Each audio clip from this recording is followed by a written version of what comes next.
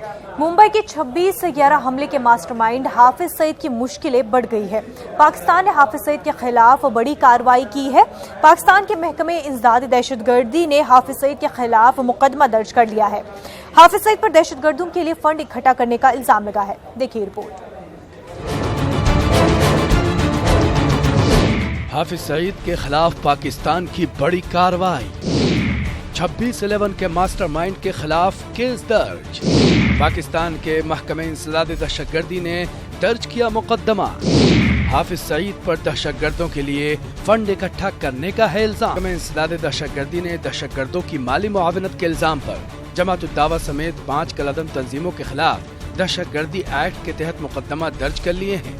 महकमे की तर्जुमान की जानिब से जारी करदा एलामिया के मुताबिक तंजीमों में दावतुल इरशाद ट्रस्ट, मुआज बिन जबल ट्रस्ट, अल इनफाल ट्रस्ट, अल मदीना फाउंडेशन ट्रस्ट और अलहम्द ट्रस्ट के नाम भी कलअदम तंजीमों की फहरिस्त में शामिल हैं। तर्जुमान काउंटर टेररिज्म डिपार्टमेंट के मुताबिक तमाम ट्रस्ट के नाम पर रकूम इकट्ठी करने का इल्जाम है, जिसका मुबैना मकसद दहशतगर्दी को परवान चढ़ाना बताया जाता है।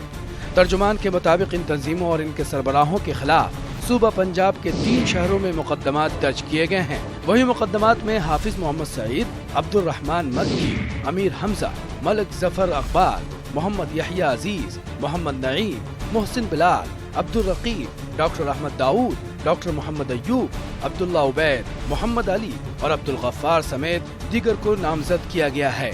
इन अफराद पर ट्रस्ट के नाम पर दहशतगर्दों की माली मुआवनत करने के लिए फंड से इकट्ठा करने के इल्जामात हैं। पाकिस्तान की ये कार्रवाई उस वक्त हुई है जब फाइनेंशियल एक्शन टास्क फोर्स की मीटिंग में पाकिस्तान को ग्रे लिस्ट में शामिल रखने का फैसला किया गया। साथ ही कहा गया था कि अगर पाकिस्तान ने सितंबर तक कोई ठोस कदम नहीं उठाए तो उसे ब्लैक लिस्ट किया जाएगा। ग्रे लिस्ट में शामिल होने के बाद पाकिस्तान को 10 अरब डॉलर का नुकसान हो चुका है। वाज़ेह रहे कि जमात उद दावा के सरबराह हाफिज मोहम्मद सईद को हुकूमत पंजाब ने इन दिनों 16 MPO के तहत नजरबंद रखा है। जमात उद दावा के सरबराह हाफिज मोहम्मद सईद को पहली मर्तबा पाकिस्तान के अंदर किसी मुकदमे में नामजद किया गया है।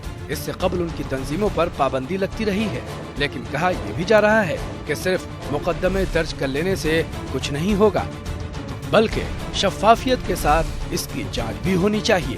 Bureau report, news 18 Urdu.